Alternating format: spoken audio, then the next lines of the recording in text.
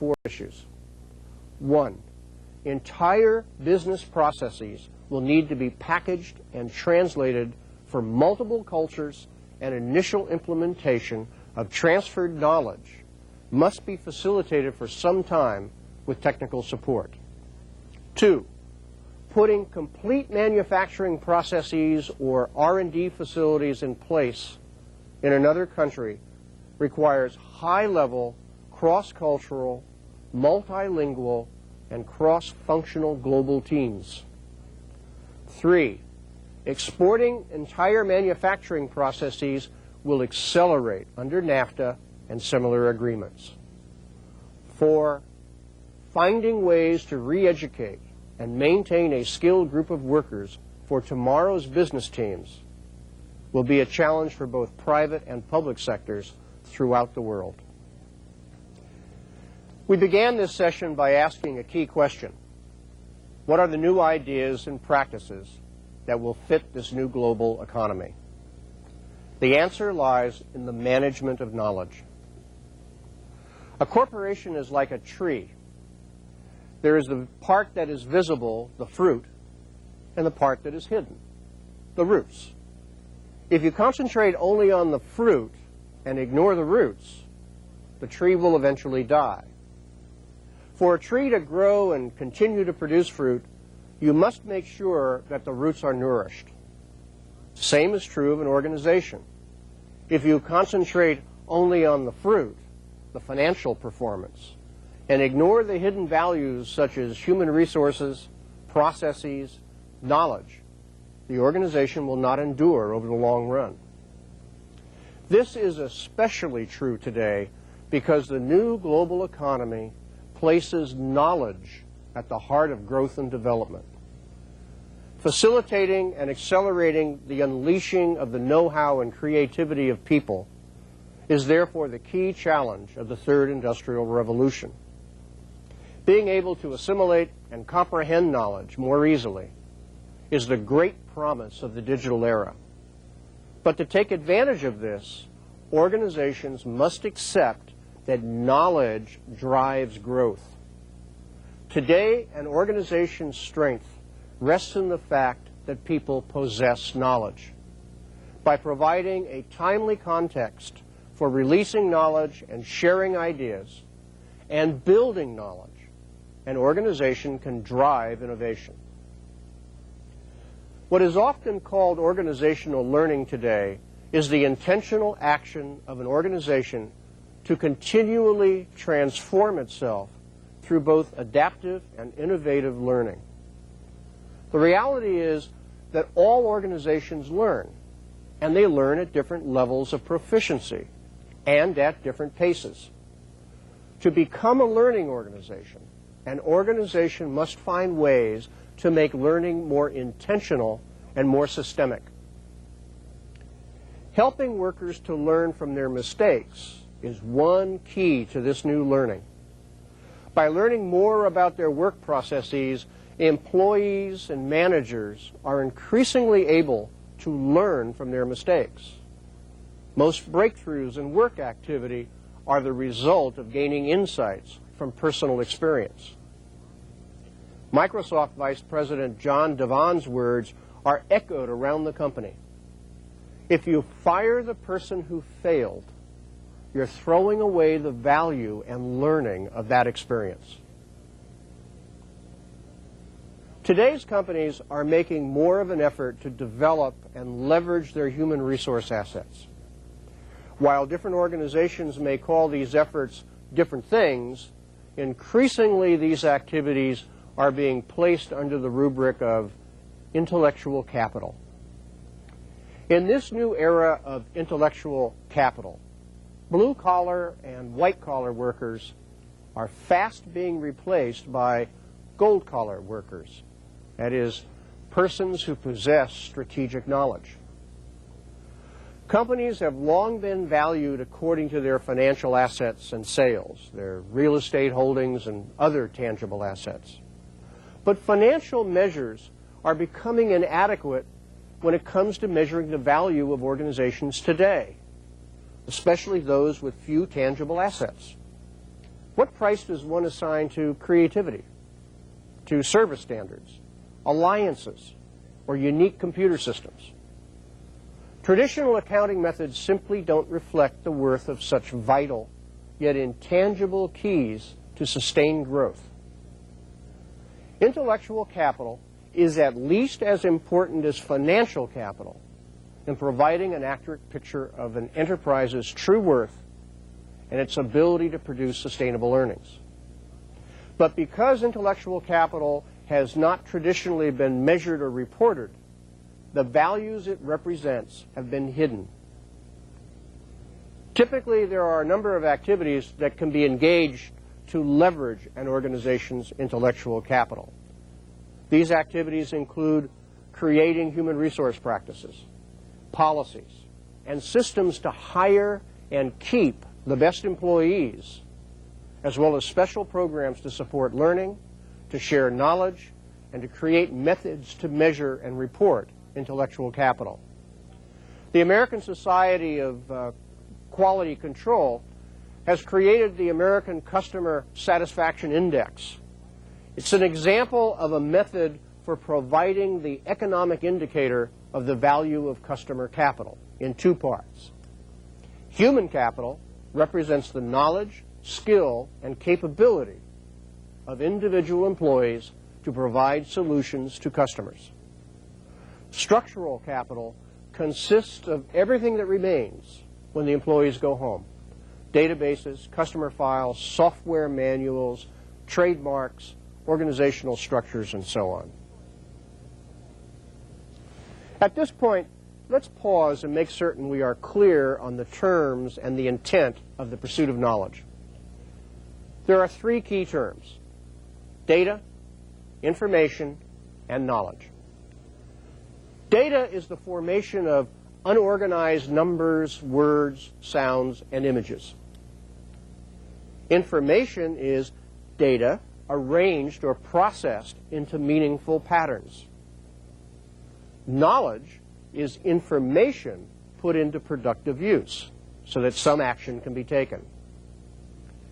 Managing knowledge means that you are able to do four things with it: generate it, access it, facilitate it, utilize it, and then transfer it.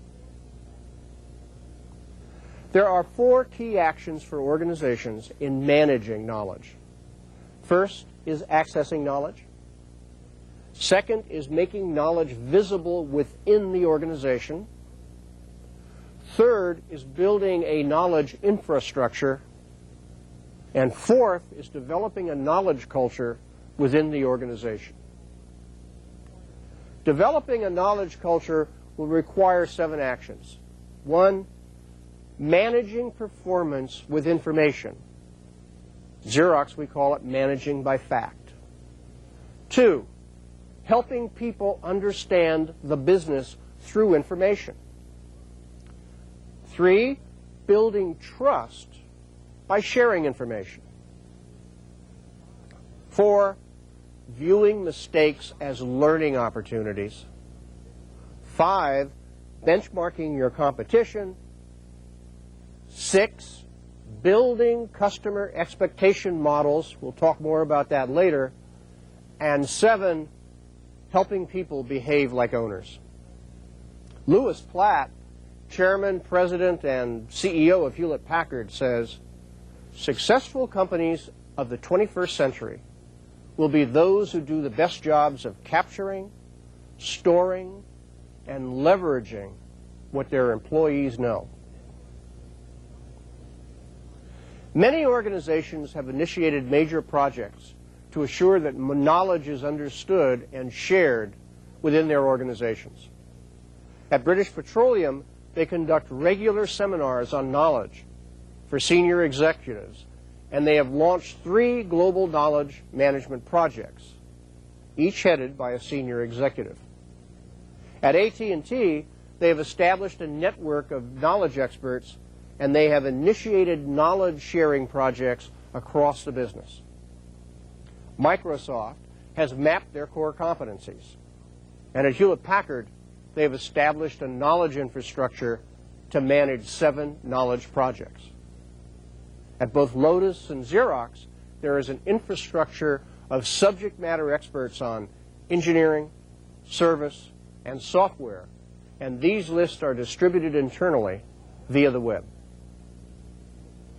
Another learning strategy is the ability to leverage knowledge through collaboration. An example is the partnership between Hewlett-Packard and Canon, which commands more than 70% of the $20 billion world market for laser printers.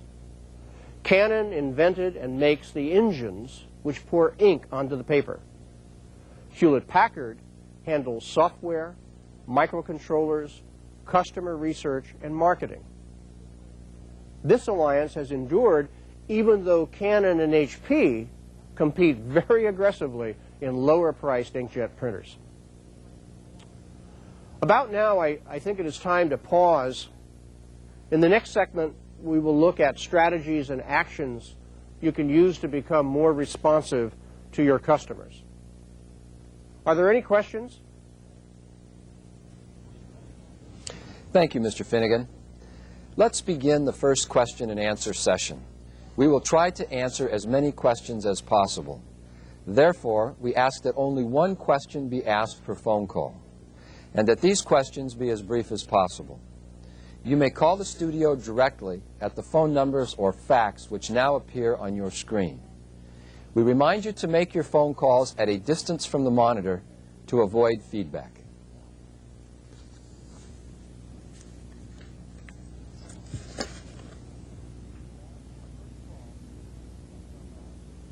Our first call is from la Universidad Nacional de Ingeniería en Lima, Perú.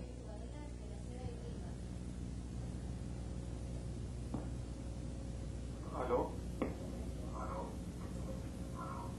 Buenos días. Estamos en Ingeniero Salvador. I am Ingeniero Salvador, and my question is, ¿Cuál es el I can't hear. lugar que le empowerment? what place does empowerment have in this method of client service? What place does empowerment have in this client service? Well, I think empowerment is key, and we'll talk a little bit about this in the second half. Empowerment is key to giving employees the authority and the capability to be able to respond to customers' expectations and needs when they're met. An empowered workforce, we are learning through Total Quality, is one that is able to be more responsive, more efficient, and to be able to do things right the first time. I think it's almost like a foundation of what we're talking about. If you want to satisfy customers in today's world, you have to have a workforce that is capable of responding when the demands are made.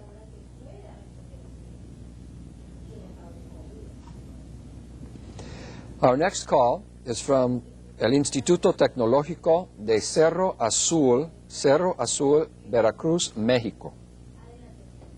Gracias. Bueno, Sí, adelante. Tecnológico de Cerro Azul. I'll repeat it. I can hear you. Si estoy en línea, la pregunta Yes, okay. The question is the following. Mr. Here it Finnigan, is. usted habló de la desaparición de los you said something about the disappearance of the dinosaurs, that is the large corporations, right? So does this mean that these have to break down into smaller organizations to satisfy the new markets or the future client or the client of the future? Very good question.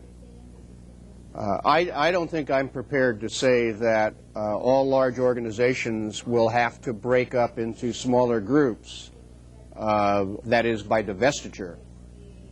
But large organizations are going to have to restructure themselves in such a way that they can be responsive to this particular part of the markets that they serve. they will find increasingly that their competition is not one single organization, but a number of smaller companies that are only battling them for a particular small market. A good example of what I mean is the restructure that IBM went through and the current structure of an organization like Hewlett-Packard. Companies are large organizations are finding that they need to redefine themselves in this new world. And for example, Westinghouse, a large organization who not long ago, 5 years ago, had divisions winning the Baldrige Quality Award, following its acquisition of the Columbia Broadcasting System, now redefines itself as CBS. They don't even use the term Westinghouse any longer because they want to be seen as a new kind of organization. So I think large companies are being forced to redefine themselves and restructure when necessary.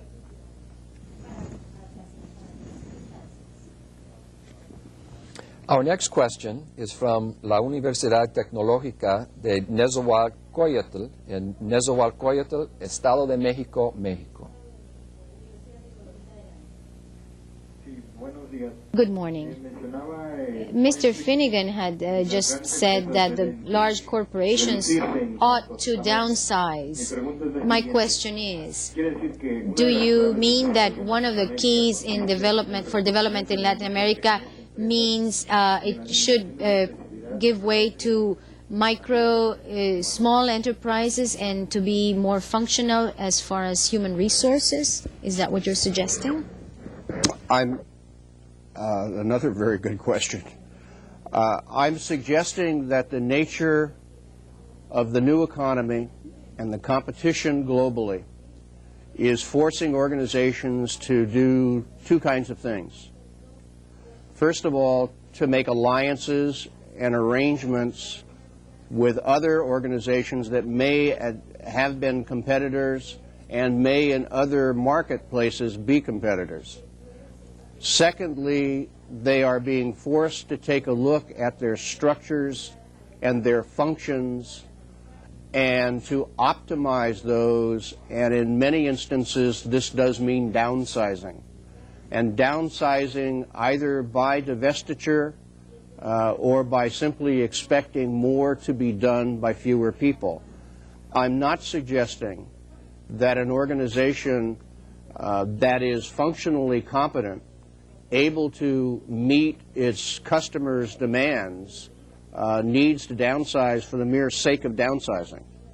You downsize, again, to optimize your responsiveness to the customer, number one, and to take out unnecessary expenses, number two. And this is a trend that has been continuing through this decade, and I believe will continue into the new millennium.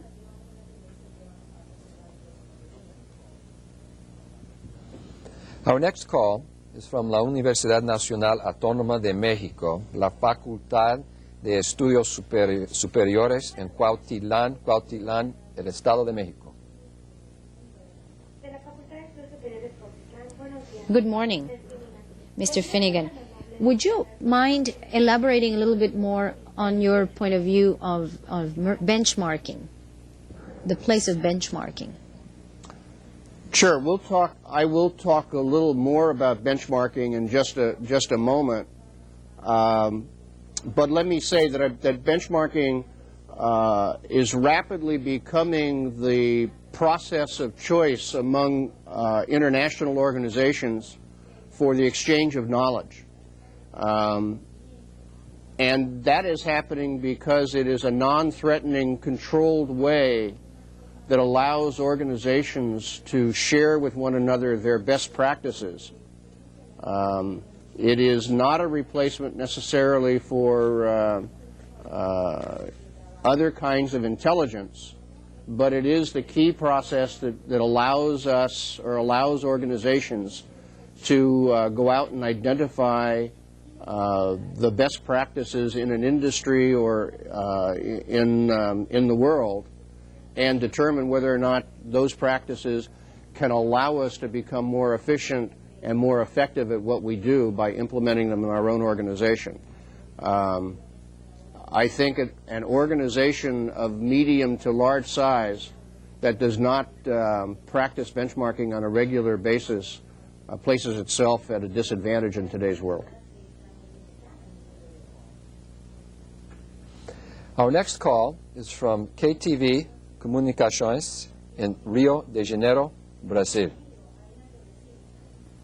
Buenas tardes. Buenas tardes.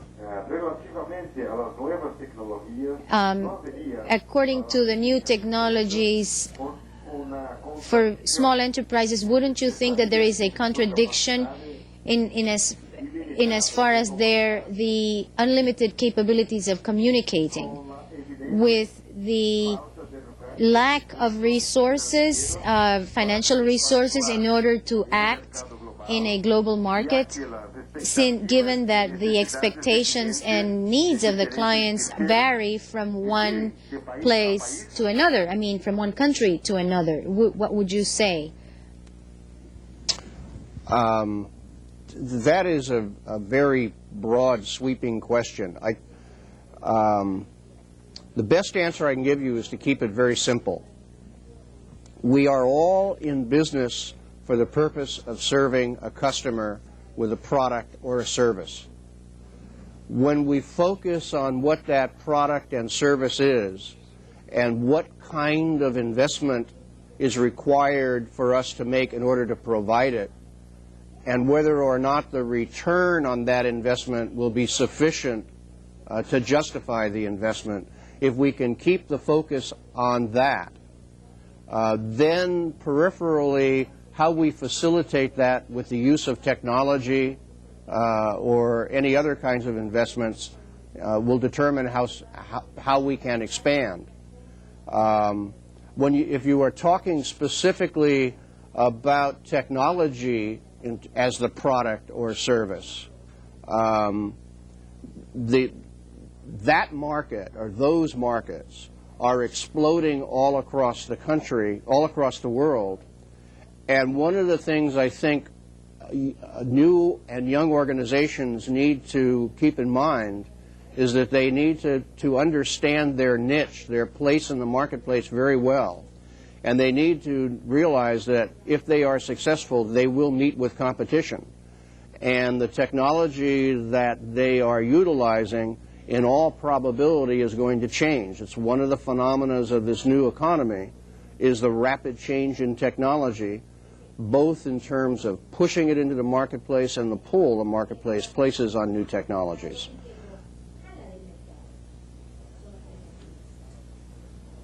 Our next call is from el Colegio de Bachilleres en el estado de Sinaloa, Los Moches, Sinaloa, México. Sí, buenos días. Estamos de acuerdo que We agree that the success of a company depends on its people. Our question is, what is your experience as far as sharing information with employees?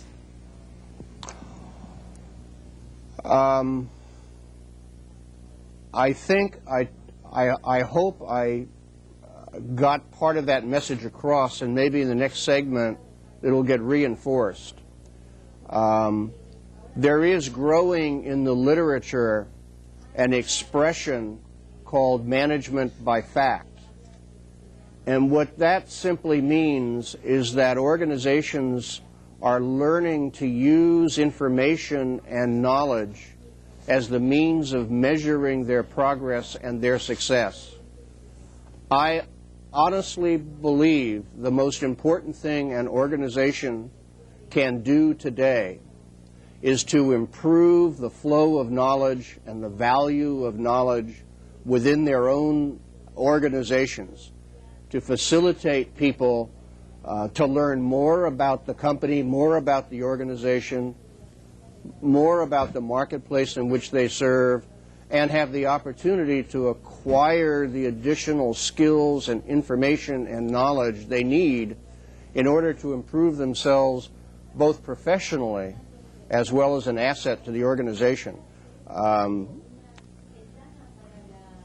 Increasingly, in an information economy or a knowledge economy, people become the core of success, and the core of their success is what they know, and we need to learn to be able to facilitate the growth of what they know.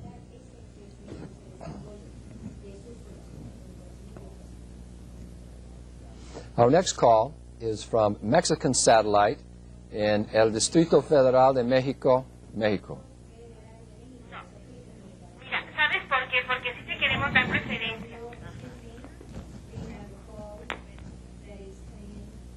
Buenos días. Buenos días. Yo trabajo directamente en el área de I work in the area of client service, customer service, and monitoring users. And right now in Satélites Mexicanos, a Mexican satellite company, we have 3 enterprises. I'm sorry, we are getting Maria Luisa's conversation. We're now having 3 companies that have 3 different methods of working. And the workers, the employees are aware of globalization and that we need to open our minds and change our work habits, etc. My question is, how can we influence other people, the higher ranks of our companies, for them to change their mentality and open their minds if they are not yet aware, they don't have that awareness, so that we can be more competitive? Excellent question. And absolutely that is a challenge for all of us. Some of us are fortunate enough to be in organizations where the leadership is on the cutting edge and is very sensitive to the change in the world and what's going on, and are in fact movers and shakers in it. Many more of us are with organizations that don't necessarily have that direct visibility. And the most that I can suggest is that you look into the literature, perhaps the use of benchmarking, but go out and identify examples in your industry and hopefully in your own country who have been successful in being aware of all of these changes and have made the adjustments to be competitive in the new economy, and then share that with your management. They're off the top of my head, I can't think of an immediate book, but I believe in the materials you have, there's a bibliography that cites a number of books that you could refer to somebody to. If you were to go to your libraries or professional associations, I think you'd be able to find and identify some good examples. And certainly in the field that you're in, there are more than a few good examples of organizations in telecommunications, in information management, and television who have undergone dramatic change to keep up with the changes in technology and the economy.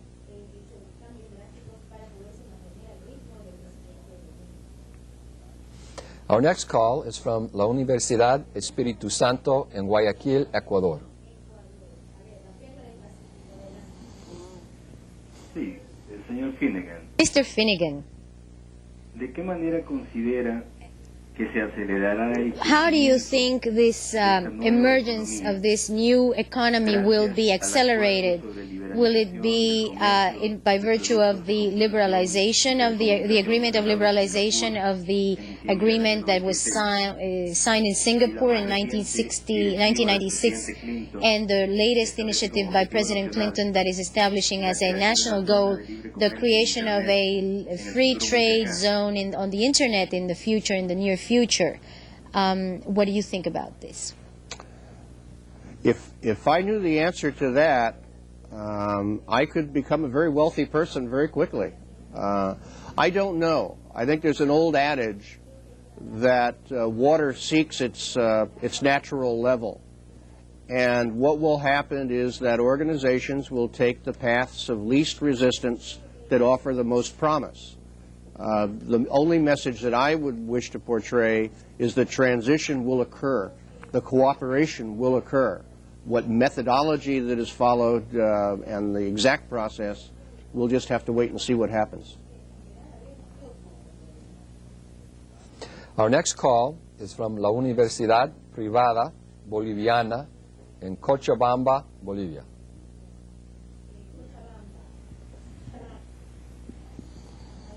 ¿Aló? Gracias. La pregunta concreta es la The question siguiente. is the following. El doctor Finnigan ha Dr. señalado Finnigan has just mentioned que en la economía that global in a actual, global economy, in today's global economy, knowledge is a privileged thing.